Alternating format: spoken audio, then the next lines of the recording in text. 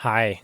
At the time of this video, Sega is not releasing their Astro City Mini to North America. So in today's episode of Why Buy It When You Can Build It for 3 times the cost, let's build our own Astro City Mini running on Sega Genesis hardware.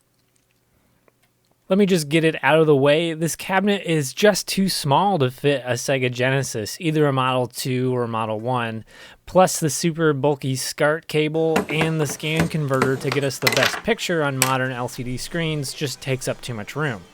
So I have to cheat a little and use Analogue's Mega SG. This is the FPGA 100% hardware compatible Sega Genesis.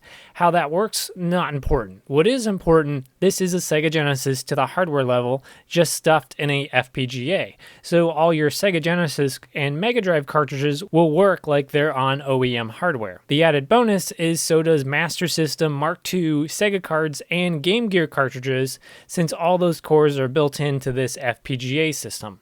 Besides, this definitely puts us over the 3 times the cost, so I see no problems here.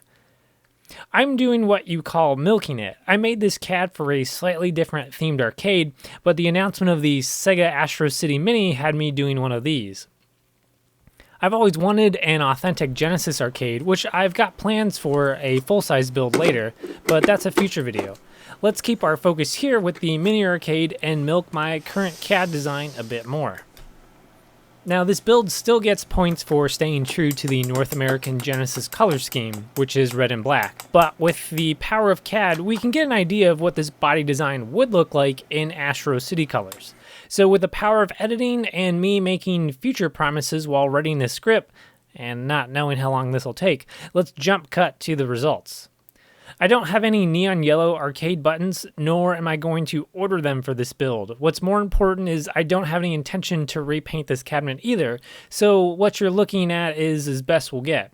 It's just too much work. What's a bigger hurdle is the window trim color. I can't find solid color neon green acrylic, so I'd have to 3D print these trim pieces with neon filament. So again, let's just take in this CAD model of what could have been and say that we did without doing it. Circling back, remember this arcade is running on true Sega Genesis hardware. Well, that's technically correct with the FPGA system, and being technically correct is the best kind of correct you can be on the internet.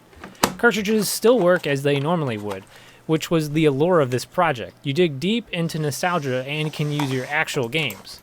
Dumping your ROMs onto a Raspberry Pi is for chumps, so real hardware is where it's at.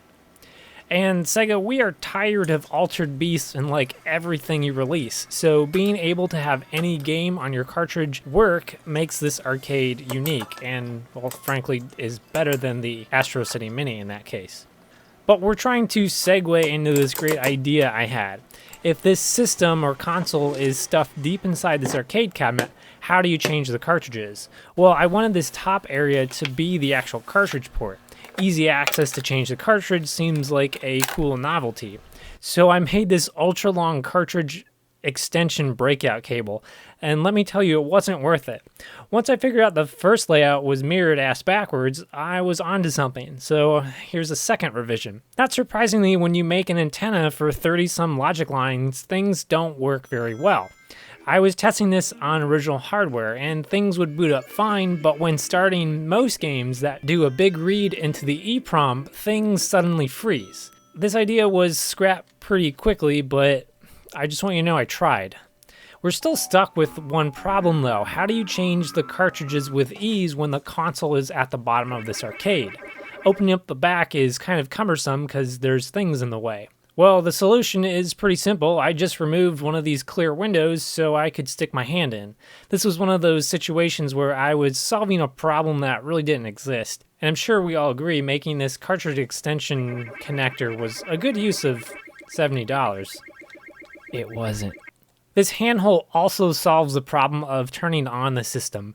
The main power is controlled by a switch, but it won't toggle the console on, either the FPGA system or an original Sega. Well, I guess sort of, if the button was always on. Anyway, I was going to hand wire the power button to the original Genesis when I was under the impression it would fit in the cabinet, but it doesn't. So this handhole is kind of 2 birds, 1 stone. Anyway, moving on. We are technically still on authentic hardware, so we need an OEM compatible Genesis controller. This was much easier to do. I just copied a Genesis controller. I made this PCB and built a controller out of it. This PCB also has breakout connections with the intent to build an arcade controller, which is, well, you see where this is going, and that's exactly what I did. This control panel plugs in with just a regular controller extension cable. I made the Astro City artwork because I think it's pretty cool. Speaking of cool artwork and not another mistake, I forgot to make the marquee artwork, and I definitely didn't throw out the first control panel proof, so that probably explains why this marquee has that crinkled in the trash look. Now, I know what you're thinking. Ryan, the Sega Astro City Mini arcade is battery powered. Where's the battery to make this machine a true portable? Well, I thought of that too just a few years ago, but I did it on another arcade. Here's the same body type. This concept is the same, I just don't have the panels cut at the moment to make the battery pack portion of it. This battery pack arcade runs on giant batteries that I already have, which are cordless drill batteries. The regulator is something I made a few years ago. It's a LM2596 buck converter PCB with all the components spec'd or just sized bigger to handle this kind of power draw. If you put a giant battery in, I can get about 4 hours of runtime. Okay, what about 2-player? Easy, wireless controller plugs in, and when it's not in use, you can stuff it in this rear storage. Or just place your cartridge box here, that works too. Yes, I've thought of everything. And speaking of versatility, this entire concept would work with Nintendo systems, but the hardest part is, again, getting a decent quality picture from older analog game consoles.